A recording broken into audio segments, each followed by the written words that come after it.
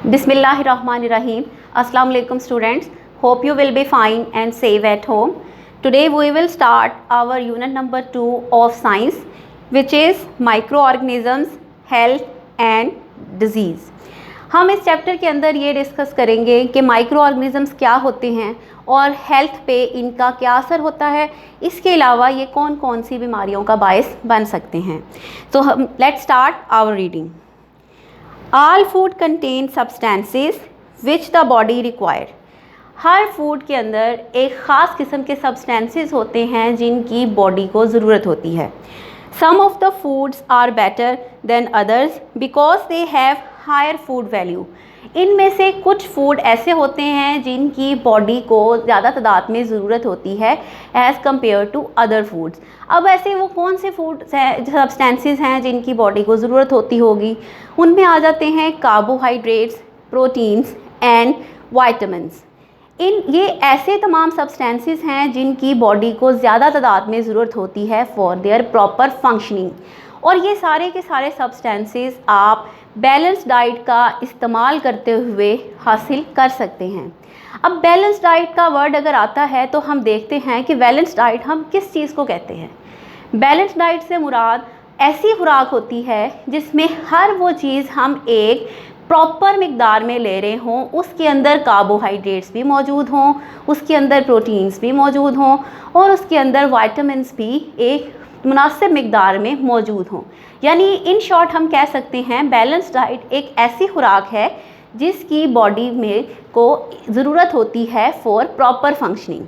और ये balance diet में कौन कौन सी चीज़ें आ सकती हैं. बैलेंस डाइट में आ सकता है मिल्क, फ्रूट्स, वेजिटेबल्स. ये सारी चीज़ें ऐसी हैं जो कि हम बैलेंस डाइट में consider.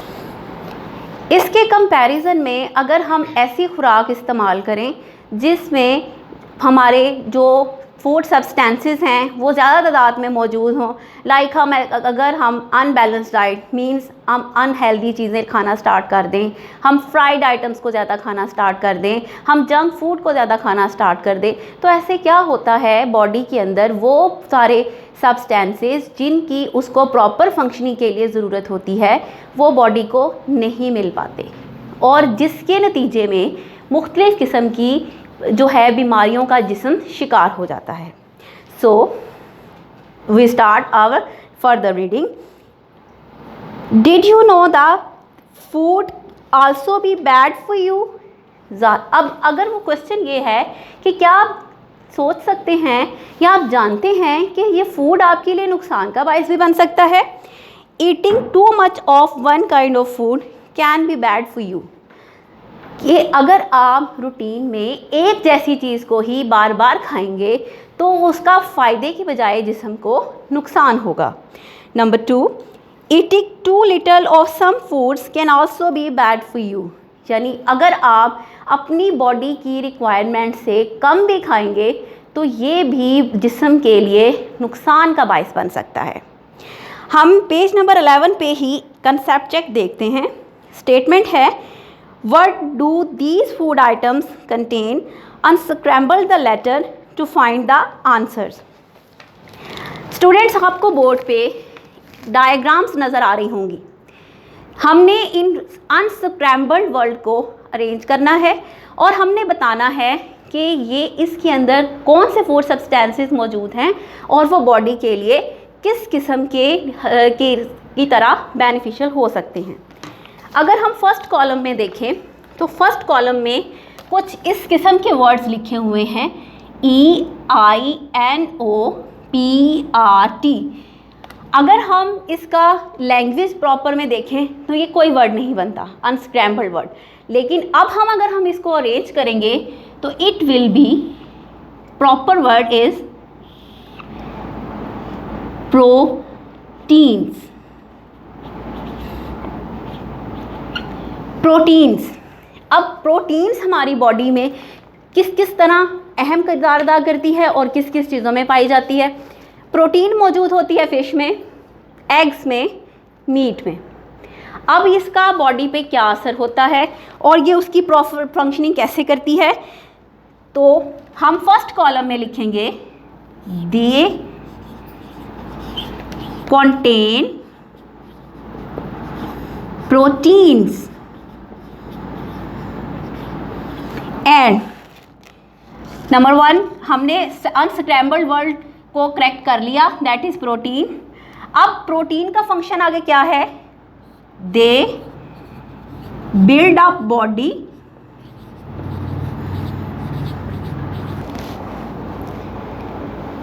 They build you up without making you fat।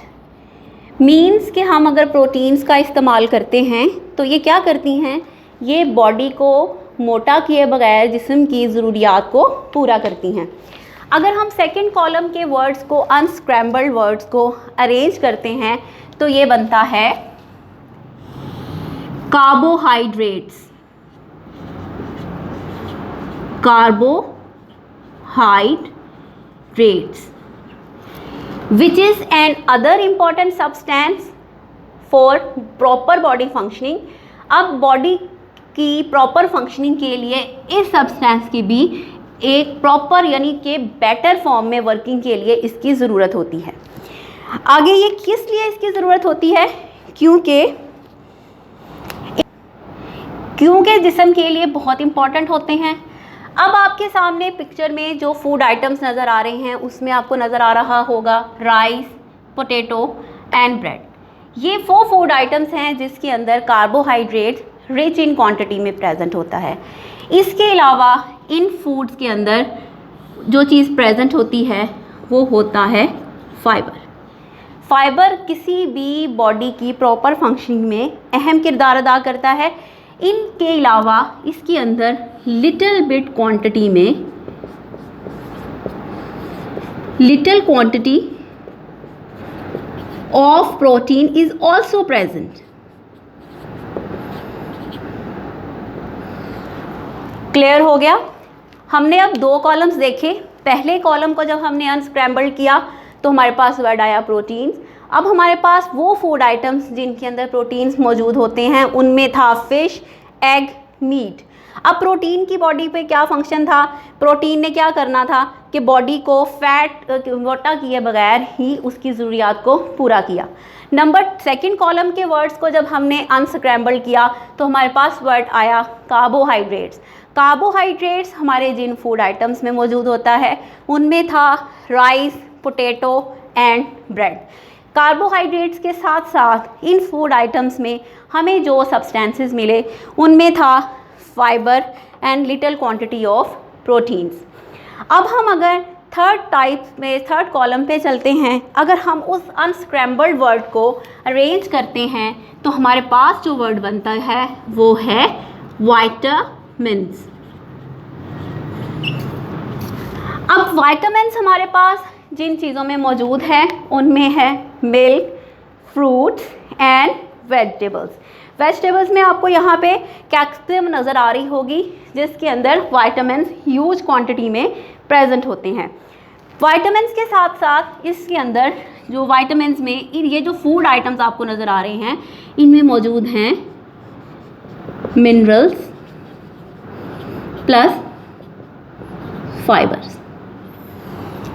ये क्या करते हैं? ये आपकी बॉडी को प्रॉपर फंक्शनिंग में इम्पॉर्टेंट रोल प्ले करते हैं और आपकी बॉडी को जो है वो हेल्दी रखते हैं। एक दफ़ा फिर हम इसका दोबारा से व्यू लेते हैं कि हमने कंसेप्ट चेक में क्या पढ़ा। कंसेप्ट चेक में हमने अनस्क्रैम्बल्ड वर्ड को अरेंज किया तो फर्स्ट कॉलम में हमारे पास फूड आइटम्स को देखते हुए जो सब्सटेंस बने उनमें थे प्रोटीन्स, और वो उस किस चीज़ में मौजूद होते हैं? फ़िश में, एग्स में एंड मीट में। उनकी फंक्शनिंग क्या थी? वो बिल्ड करते हैं बॉडी को विदाउट मेकिंग यू फैट। आपकी बॉडी की तमीर व मुरम्मत करते हैं आपको मोटा किए बगैर। सेकंड कॉलम के जब हमने अनस्क्रैम्बल्ड वर्ड को अरेंज किया तो हमारे पास जो सब्सटेंस बना वो था कार्बोहाइड्रेट्स, और कार्बोहाइड्रेट्स हमारे पास जिन फूड आइटम्स में मौजूद थे वो थे rice, potato and bread. Carbohydrates के अलावा इनके अंदर जो चीज़ और मौजूद थी वो थी fibre and little quantity of protein. Third column पे हमारे पास जो अनस्क्रैम्बल्ड वर्ड था उसको हमने जब अरेंज किया तो हमारे पास जो वर्ड बना दैट इज़ वाइटामिन्स। वाइटामिन्स के लिए जो फूड आइटम्स थे वो हमारे पास थी vegetable, fruit and milk. Vitamins के साथ साथ उसके अंदर जो चीज़ मौजूद थी मिनरल्स एंड फाइबर्स। ये चीज़ें हमारी बॉडी को हेल्दी बनाती हैं। Students, come to page number 12, microorganisms. Although you can easily count large living things that you see, there are millions of living things around you that are very tiny. आप लोग अपने इर्द गिर्द बहुत सारी बड़ी चीज़ों को देख सकते हैं। ना सिर्फ आप उनको देख सकते हैं बल्कि आप उनको काउंट भी कर सकते हैं क्योंकि ये चीज़ें हमें ईजीली नज़र आती हैं। We call these tiny creatures microorganisms. बड़ी चीज़ों को तो हम देख भी सकते हैं, काउंट भी कर सकते हैं, लेकिन छोटी चीज़ें हमें नज़र नहीं आती और ये मिलियंस की क्वांटिटी में प्रेजेंट होती हैं। अब ये चूँकि बहुत छोटी हैं और हमें आम आँख से नज़र नहीं आती, इसलिए हम इनको कहते हैं microorganisms. Because we need powerful microscope to see them. अगर हमने इन चीज़ों को देखना है कि ये चीज़ें कहाँ पे मौजूद हैं तो हम एक इंस्ट्रूमेंट जिसको हम माइक्रोस्कोप कहते हैं उसका इस्तेमाल करते हैं। Microorganisms are found all over the world. अब माइक्रो ऑर्गेनिजम्स मौजूद तो हैं दुनिया में और इंसानी आँख से भी नज़र नहीं आते। हमने अगर उनको देखना हो ख़ास तौर पे हमें एक स्पेशल इंस्ट्रूमेंट यूज़ करना पड़ता है जिसको हम कहते हैं माइक्रोस्कोप। अब ये कहाँ कहाँ पे मौजूद होते हैं तो इसके बारे में हम पढ़ेंगे। Microorganisms are found all over the world. सारी दुनिया में ये मौजूद हैं। दुनिया में ये कहाँ कहाँ मौजूद हैं? In the air, in water, in soil, in our body. यानी कि ये दुनिया में कहाँ कहाँ मौजूद हैं?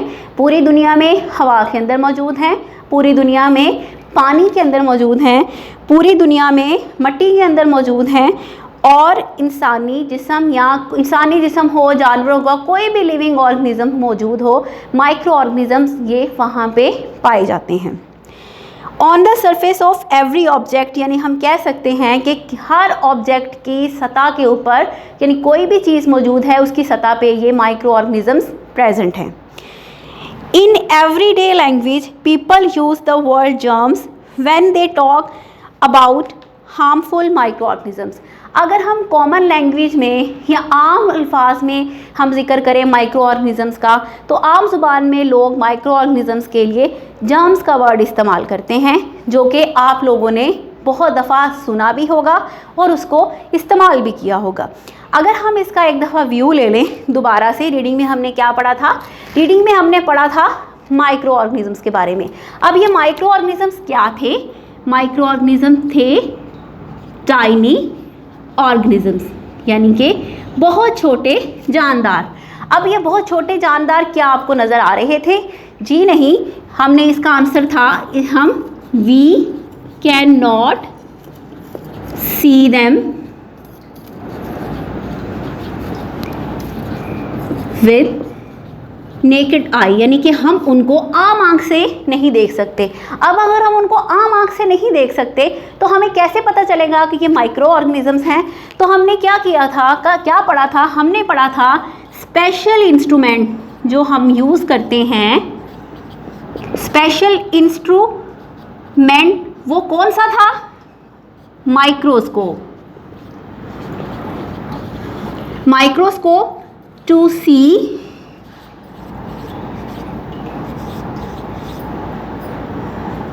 Microorganisms. यानी हमने क्या किया था? हमने माइक्रो ऑर्गेनिजम्स के बारे में पढ़ा। ये थे टाइनी ऑर्गेनिजम्स थे।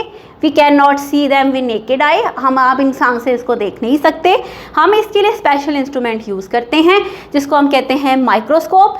और इसके अलावा अगर हमने ये देखना हो कि ये कहाँ कहाँ पाए जाते हैं, मीन्स हमने इनकी हैबिटेट यानी कि ये किधर किधर पाए जाएंगे, यानी प्रेजेंट होंगे ये all over the world. All over the world, पूरी दुनिया में मौजूद है। कहाँ पे? इन एयर, इन वाटर पूरी दुनिया के पानी में, इन सॉइल और in our body, in our body. ये है सारे माइक्रो ऑर्गेनिजम्स की हैबिटेट। इन अदर वर्ड्स, जो कॉमन पीपल हम माइक्रो ऑर्गेनिजम्स के लिए आम जुबान में जो लफ्ज़ इस्तेमाल किया जाता है, अगर आम लोगों ने माइक्रो ऑर्गेनिजम्स के बारे में बात करनी हो तो वो इसके लिए वर्ड जर्म्स का इस्तेमाल करते हैं। जर्म्स का वर्ड अगर यूज़ करेंगे तो हम समझ जाते हैं कि ये माइक्रो ऑर्गेनिजम्स की बात कर रहे हैं। आगे अब हम जो हैं माइक्रो ऑर्गेनिजम्स की टाइप्स के बारे में, यानी इसकी काइंड्स के बारे में डिस्कस करेंगे। कितनी टाइप के माइक्रो ऑर्गेनिजम्स मौजूद हैं। So start reading. There are 4 main kinds of microorganisms. These are viruses, bacteria, protozoa and fungi. यानी हमने रीडिंग में क्या पढ़ा? माइक्रो ऑर्गेनिजम्स की 4 काइंड्स। कितनी kinds? 4 kind. First one is viruses, second bacteria, third protozoa and fourth one is fungi. These 4 kinds of microorganisms are present in the world. They affect the body in different way. यानी अब virus का body को affect करने का तरीका different है किसी भी जानदार की। बैक्टीरिया का किसी भी जानदार की बॉडी को अफेक्ट करने का तरीका मुख्तलिफ होगा। प्रोटोजोआ का मुख्तलिफ है, फंजाई का मुख्तलिफ है। ये चूँकि हमें आम आंख से नज़र नहीं आते, इसलिए हम इनके ऊपर डीप स्टडी करते हैं या इनको स्पेशल इंस्ट्रूमेंट से देखते हैं तो पता चलता है कि जो भी जानदार अफेक्टेड है वो वायरस की वजह से अफेक्टेड है, बैक्टीरिया की वजह से अफेक्टेड है, या ये फंजाई की वजह से अफेक्टेड है। अब हम जो इन काइंड्स में से फर्स्ट वन जिस टाइप को डिस्कस करेंगे दैट इज वायरस। वायरस की रीडिंग हम स्टार्ट करें तो viruses smaller than bacteria. Viruses can grow and survive only when they are in the living cell of organisms. यानी वायरसेस के बारे में ये है कि इनका साइज़ जो है वो बैक्टीरिया से छोटा होता है और ये अपने आप को तब एक्टिव करते हैं जब ये किसी भी जानदार के अंदर दाखिल होते हैं। जानदार के अंदर दाखिल होते हैं, किसी भी तरीके से दाखिल हो सकते हैं, सांस लेने से दाखिल हो सकते हैं, कोई भी ख़राब फूड खाने से दाखिल हो सकते हैं, कंटेमिनेटेड वाटर यूज़ करने से दाखिल हो सकते हैं। यानी किसी भी तरीके से वायरस जब किसी भी जानदार के अंदर चला जाता है तो उसके अंदर दाखिल होने के बाद वो अपने आप को प्रॉपरली जो है वो वर्किंग स्टार्ट कर देता है और वो अपनी तादाद से मल्टीप्लाई होना शुरू हो जाता है, यानी कि बॉडी के अंदर एंटर होके एक्टिव हो जाता है।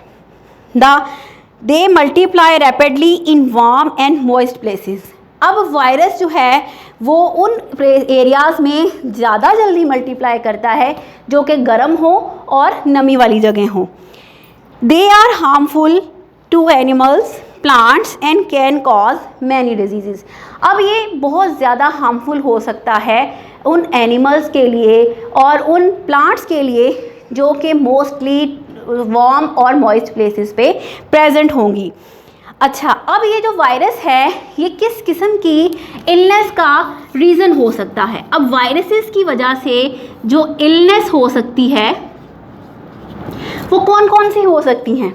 अगर हम देखें तो उसमें ह्यूमंस के अंदर ये इलनेस इन ह्यूमंस के अंदर ये वायरस जो है ये रीज़न बनेगा इन्फ्लुएंज़ा, जिसको हम आम जुबान में नज़ला या ज़ुकाम कहते हैं।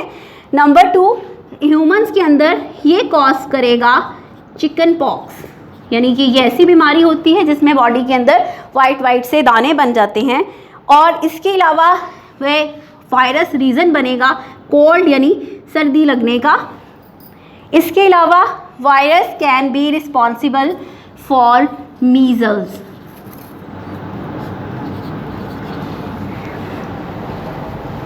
ठीक है जी, यानी ये मीज़ल्स का रीज़न यानी खसरा जिसकी वजह से पूरी बॉडी पे रेड कलर के दाने बन जाते हैं। और इसके अलावा जो मज़ीद जो इंसानों के अंदर ये बीमारियां काज कर सकता है वो माम्स या हेपाटाइटिस।